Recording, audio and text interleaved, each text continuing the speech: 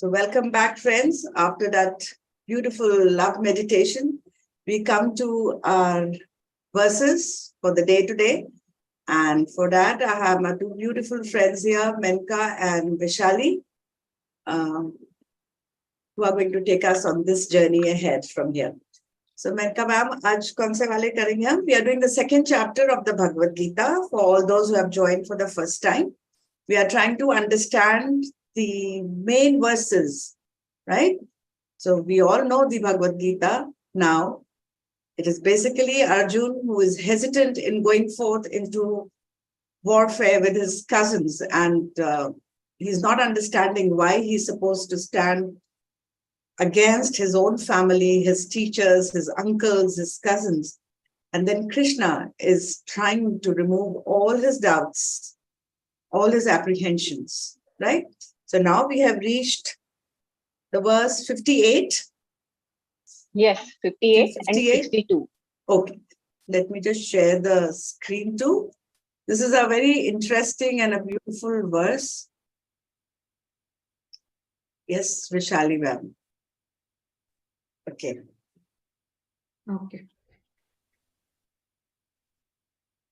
Yada samharte chayam kurmo gnaniva sarvashah indriyani indriyarthebhyah tasya prajna pratishtita.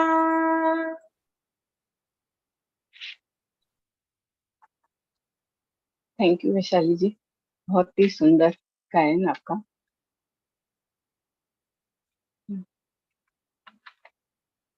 हाँ जी Maneka ma'am. अभी हम देख रहे हैं अध्याय 2 और ये है ज्ञान योग। इसमें हमने पहले देखा था आत्मा का ज्ञान, कर्म का ज्ञान, और अभी हम देख रहे हैं बुद्धि का ज्ञान। तो लास्ट वीक भी हमने देखा था बुद्धि का ज्ञान 255 एंड 256 में, और वही बुद्धि के ज्ञान को आगे देते हुए भगवान यहाँ बहुत ही एक अच्छे एग्जाम्पल के साथ में इसमें बता रहे हैं। यदा संहरते च अयम कूर्म अंगानि इव सर्वशः, कि जिस तरह कछुआ सभी ओर से अपने अंगों को अंदर समेट लेता है, जब भी उसे कहीं बाहर में कुछ खतरा महसूस होता है तो वो अपने सभी अंगों को अपने अंदर में स्थित कर लेता है। इंद्रियाणि इंद्रिय अर्थेभ्य, कि इंद्रियों के जो विषय होते हैं, जो अपने इंद्रियों के विषयों को इंद्रियों में स्थित कर लेता है, तस्य प्रज्ञा प्रतिष्ठिता, उसे प्रतिष्ठित प्रज्ञा वाला या स्थिर बुद्धि वाला कहा जाता है। तो बुद्धि के ज्ञान में यहाँ बहुत ही सुंदर एग्जाम्पल कछुए का दिया है कि हम देखते हैं कछुए को कि जब भी उसे कहीं खतरा महसूस होता है, कहीं उसे लगता है ये डेंजर प्लेस है, तो वो अपने आप को पूरा अंदर में स्थित कर लेता है, अपनी सभी इंद्रियों को, सभी हाथ पांव और मुंह को अंदर समान रूप से स्थित कर लेता है। उसी तरह हमें भी अपनी इंद्रियों के जो विषय हैं, हमारी इंद्रियां 5 इंद्रियां हैं, आंख, नाक, कान, मुंह और त्वचा, और इन्हीं से जो कर्म करते हैं हम, इनके द्वारा जो कर्म होते हैं उनके विषय कहते हैं। जैसे आंख का देखना, मुंह का स्वाद लेना, उसे विषय कहा जाता है। तो इनकी हमें आवश्यकता होती है, उन विषयों को आवश्यकता पे हम उन्हें यूज करें, और जहां उनमें इच्छाएं होती है वहां उसे हम अपने अंदर स्थिर कर लें। वो एक कछुए के एग्जाम्पल की तरह बताया गया है। यस यस, हाँ जी। और इसमें जैसे पत्री जी ने भी इसको एक बहुत अच्छे एग्जाम्पल से भी बताया है कि आवश्यकता होने पे एक योद्धा शस्त्र से प्रहार करता है और आवश्यकता न होने पे उसे रख देता है।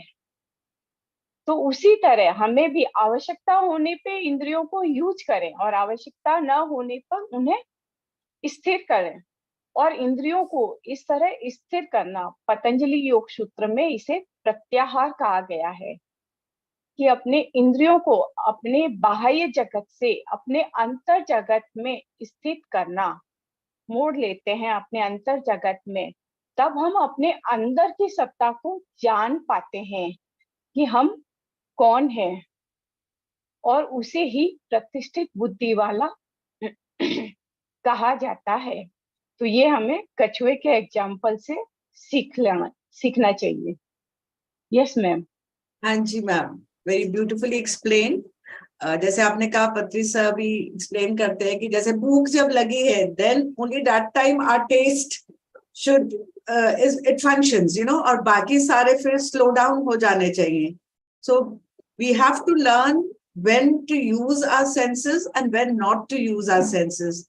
As Menka ma'am just explained, I will read a few lines from Swami Rama. When, like a tortoise withdrawing his limbs, one withdraws each and all of the senses from their objects, his wisdom is established. When one gives up his desires, a new horizon of awareness opens to him. But those who hold on to the desires are not able to experience the higher dimensions of life. Right? Of course, we are following the golden middle path. That means when we are living, when, for example, I'm speaking, you need to hear. Right? I need to speak. So whenever it is required, we should be controlling our senses and not vice versa. So that is what we have to understand. Fulfilling desires give birth to many more desires, and there is no end to that cycle. So today, if I have a small car, maybe, and tomorrow I need a Mercedes, day after I might need something else, Bugatti or something like that. So that desire is never going to end. There is no end there at all. So we have to learn when to keep our senses satisfied, right?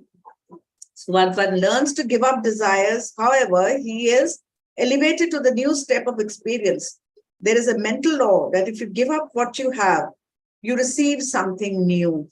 One must learn to have courage to give up what he has to in order to receive that which is glorious and beautiful, limitless and infinite. One of the most important things to be given up is attachment to sensory experience. Withdrawal of the mind from the senses, pratyahara, is given a great deal of importance in the path of meditation, but no book specifically describes this process. So it is going to happen naturally and gradually.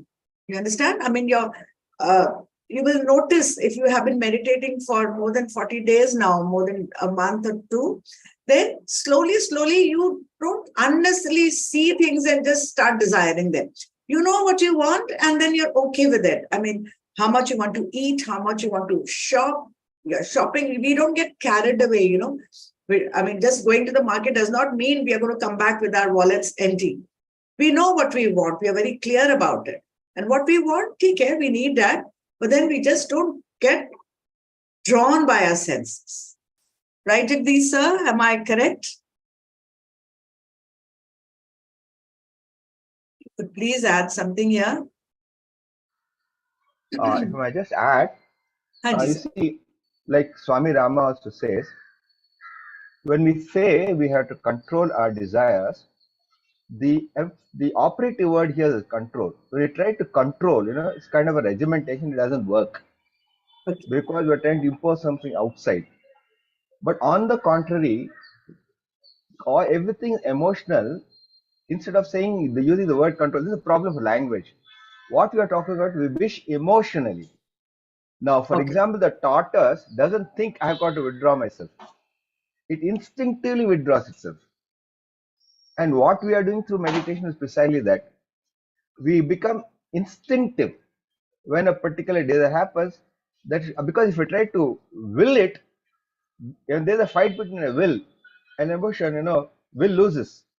Yeah, what you resist will persist, right? Yeah, Right. I mean, yeah. So, and that is what Swami Rama also says, and I think that's very important. We should not force when it desires. We should make it a natural process. We should make it a natural habit, but regular practice of withdrawing our unrequired senses. Senses are required, but when it is not required.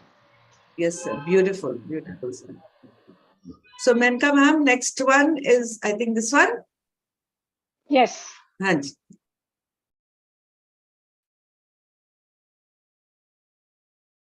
Yes, ma'am. Okay. Vishali. ध्यायतो विषयान् पुंसः सङ्गस्तेषुपजायते सङ्गात् सज्जायते कामः कामात् क्रोधोऽभिजायते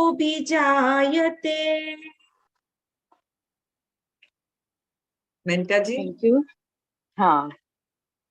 ध्यायतो विषयान् पुंस, कि जो मनुष्य विषयों पे ध्यान करता है, चिंतन करता है, संगस्तेषु उपजायते, तो उसमें आसक्ति उत्पन्न होती है. विषयों पे चिंतन करने से उसमें आसक्ति उत्पन्न होती है. संगात संजायते कामः, और आसक्ति से कामनाएं उत्पन्न होती है. कामात क्रोधो भी जायते, और कामनाओं से क्रोध जन्म लेता है. ये बहुत लाइन बाय लाइन समझाया गया है कि हमें कहाँ फोकस करना चाहिए. कि विषयों पे अगर फोकस किया तो उससे हमें आसक्ति होती है. कि हम कोई चीज देखते हैं कि ये बहुत अच्छी है, सुंदर है, कोई घर देखते हैं, गाड़ी देखते हैं, एनीथिंग, कुछ भी जो हम देखते हैं, और उसके लिए हम फिर देखने के बाद में उस पे हम चिंतन करते हैं, उस और कंटिन्यू उस पे सोचने से हमारे में वो आसक्ति हो जाती है कि हमें ये चाहिए, वो अभिलाषा उत्पन्न होती है, उसके लिए हम फिर प्लानिंग करते हैं. और जब हम उसे पा लेते हैं तो हमारी कामनाएं भी और बढ़ जाती है. और अगर हम नहीं पाते हैं तो हमारे अंदर में क्रोध उत्पन्न होता है. Okay. तो फोकस हमें कहाँ करना है, ये हमें ध्यान रखना चाहिए कि कभी भी किसी वस्तु के लिए इतना चिंतन नहीं करना चाहिए. पत्री जी ने इस श्लोक के लिए 2 लाइन कही है, बहुत सुंदर है. कि सोच नहीं तो राग नहीं, राग नहीं तो कामना नहीं, कामना नहीं तो क्रोध नहीं. तो हमें हमेशा फोकस हमेशा अपने हायर पे रखना चाहिए. जब हम अपने हायर पे फोकस रहते हैं, जो कि हमारी चेतना है, अगर हम उस पे रहते हैं, चेतना पे चिंतन करते हैं, तो हमारे इंद्रियां इन लोअर प्लेन पे नहीं रहती है. ये एक कल सर ने जैसे बहुत अच्छा सा एग्जांपल से भी बताया कि अकबर के दरबार में अकबर ने बोर्ड पे एक लाइन ड्रॉ की, एक स्ट्रेट लाइन, और सबसे कहा कि इसे बिना काटे बिना मिटाए इसे छोटा करो. तो सभा में सभी लोग हो गए कि इसको बिना काटे बिना मिटाए छोटा कैसे करें. लेकिन बीरबल बुद्धिमान थे और उन्होंने वहां एक उसके पास में बड़ी लाइन ड्रॉ कर दी. जब हम बड़ी लाइन देखने लगे तो वो नेचुरली वो सेकंड लाइन जो थी वो छोटी हो गई.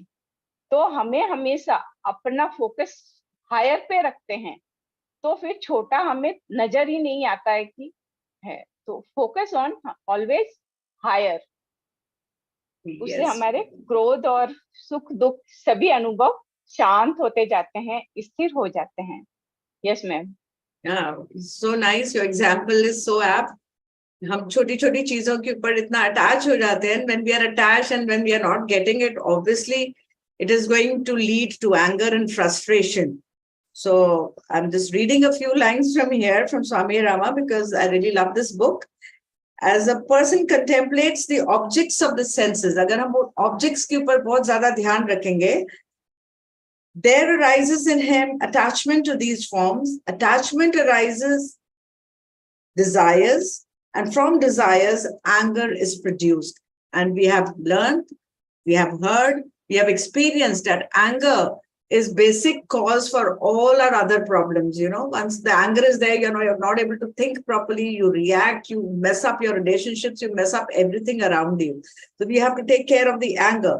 So from anger comes delusion, and from delusion, the confusions of memory and loss of mindfulness. From the disappearance of memory and mindfulness, the law of the faculty of discrimination. By loss of the faculty of discrimination, one perishes. So one leads to the other, right? One who constantly thinks of satisfying his desires for sensory gratification finds any hindrance or opposition to the fulfillment of his desires, he becomes frustrated. So when we are not getting what we want, we get frustrated, right? That gussa there. The frustration leads to anger towards that which is frustrating him. Unfulfilled desires, dissatisfaction is thus the cause of anger. And when one becomes angry, he forgets to use discrimination and his memory. His memory starts to waver. He's not able to, be in control of his behavior. Thus leads to the loss of reason, and one's mind becomes completely imbalanced. So if you want to stay in balance of a situation, problems are always going to be there. So we are just learning how to face those problems, how to deal with those problems. With anger, no solution. We cannot find out any solution. And solution is always there once you think from a balanced and a calm mind, right? Yes, sir?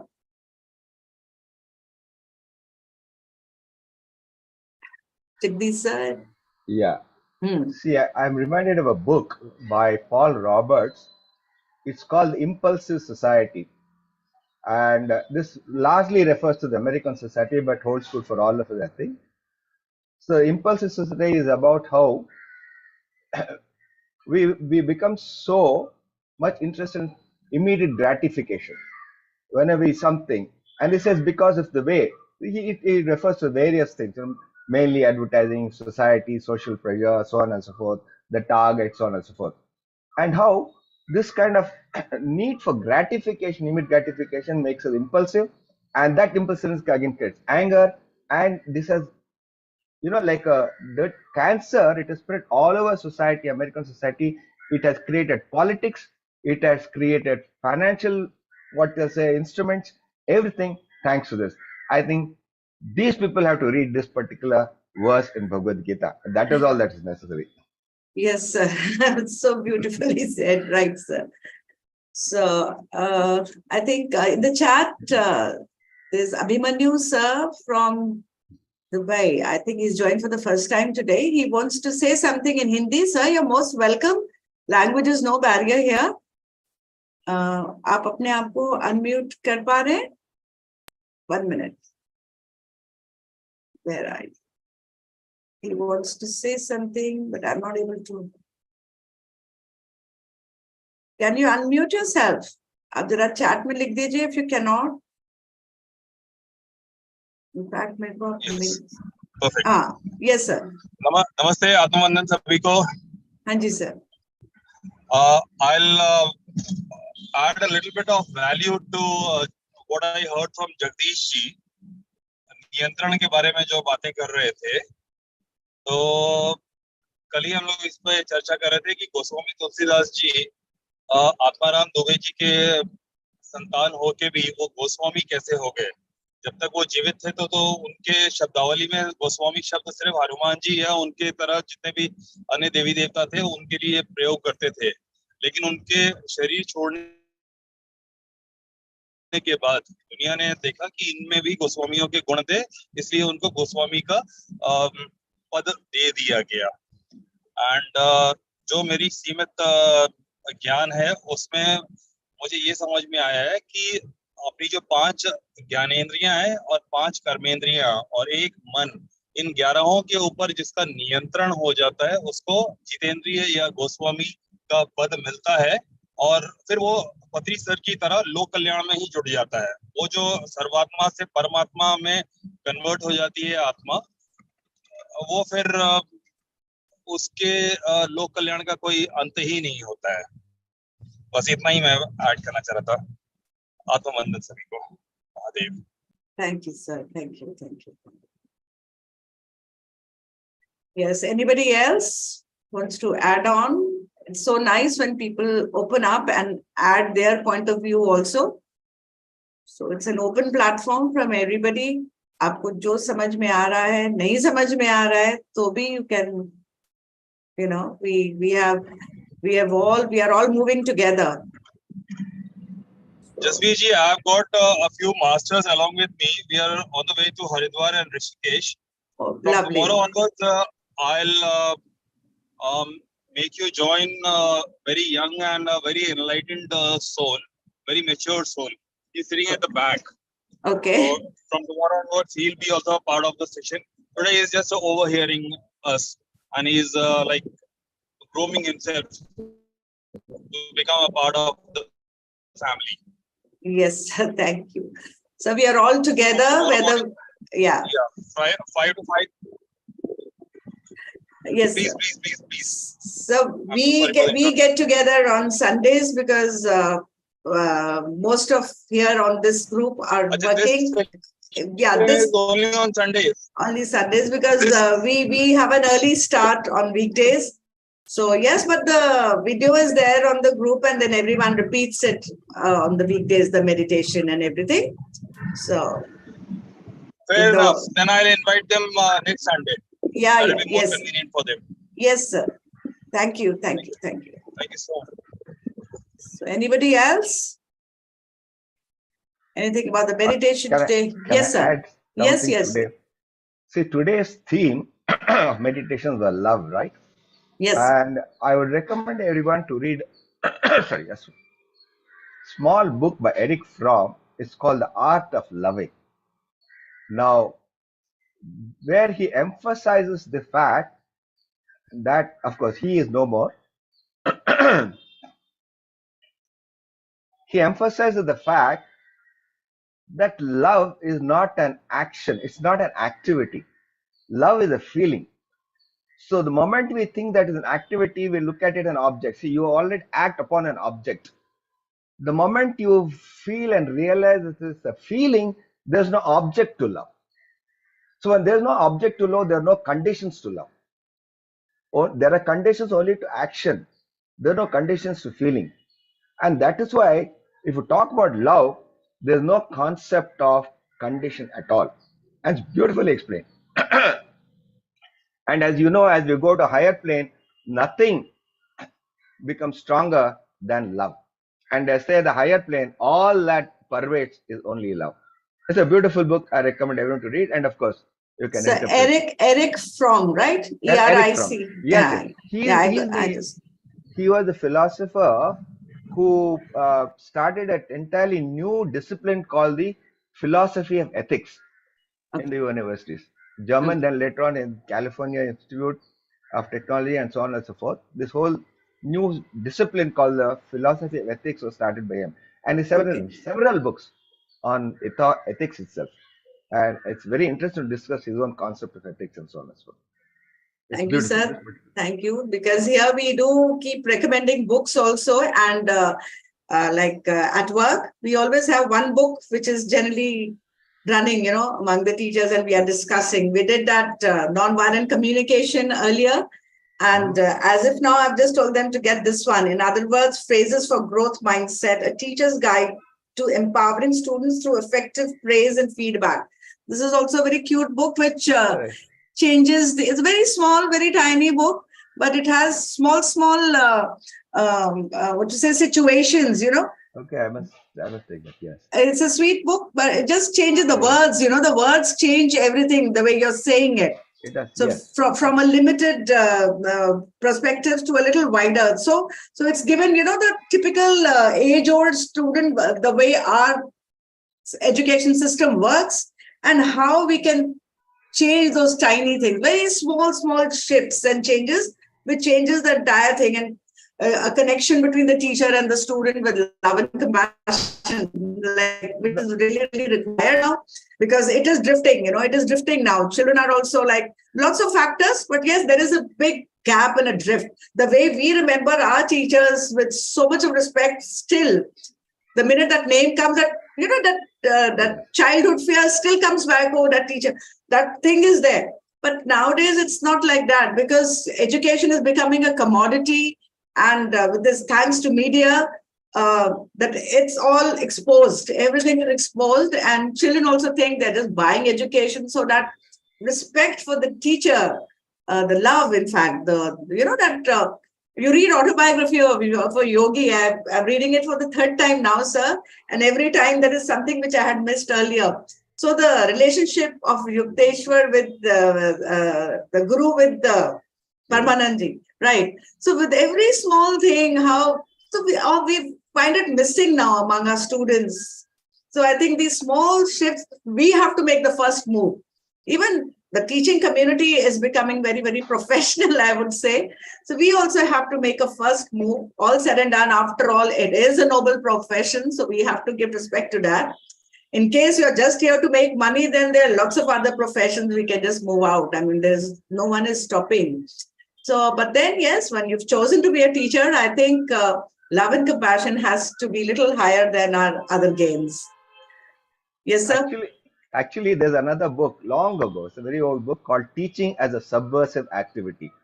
Okay. In fact, it was the book that was banned. It was an underground book at a time when the teachers, particularly in the Western UK, started rebelling against things were happening. See, all of a sudden, what we try to do is subvert the children's mind by our thinking. And it talks about the dangers about, they're very, very, it starts a very beautiful case also, how we talk to them irrelevant things. And I think a teacher, especially like you said, has to become very conscious of what we are doing. And when we want to talk to them, the words where we use and what we teach them becomes extremely important. Quite often we teach them because it has to be taught, irrespective of whether it's irrelevant or not. Yes. And this is another book called I don't know whether that book is available now. I managed to get it very long ago, many years ago. It's called Teaching as a Subversive Activity. Okay. I've just noted it down. So that's one more section of ours at, offline at school. We discuss books. I recommend them to read some book, to keep bringing them back to where they ought to be. Yeah. Sir, Abhimanyu is asking, where is Jagdish sir based? I think... Bangalore. I'm by Bangalore. Bangalore, right. Okay, then. It was a lovely discussion today, and I hope we have something to take home. And yes, I've told all of you, my colleagues, to get this book. I hope you've already got it, because we will be discussing this in school in our meetings, okay? They're very, very little things. It's more of a practical book, it has situations. It is like how it's been done till now and how can we change it. With this NEP and all coming up now, this new education policy, which theoretically at least claims to change the age-old style of education into a little more practical and changing the mindset of the educator. Okay, then, bye-bye. If anybody wants to add anything, any of my teachers here, somebody wants... Jasveer, my take home for the day. Yes, sir.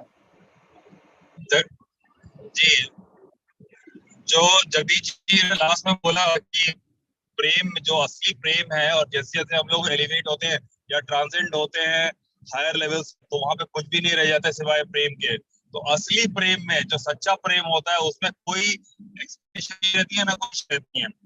Terms and conditions तो व्यापार में होता है. Yes sir. असली जो प्रेम होता है उसमें कोई एक्सपेक्टेशन नहीं, एंड कोई टर्म्स एंड कंडीशंस होने का सवाल ही नहीं उठता है. तो that's my take home. Yes, Thank sir. you so Yes, much. sir. Yes, sir. Atmavandan, and happy to have you with us, sir. Yeah, we are all moving together, learning tiny, tiny things and making little collaborations, in our own systems. And self-check is our key. We are checking ourselves and we are all moving together. Thank you so much, everyone, for joining. And we meet again next Sunday. Until then, keep meditating and keep doing your own self-analysis. Bye-bye. Thank you. Thank you, sir. Thank you. Atmavandan, Har Har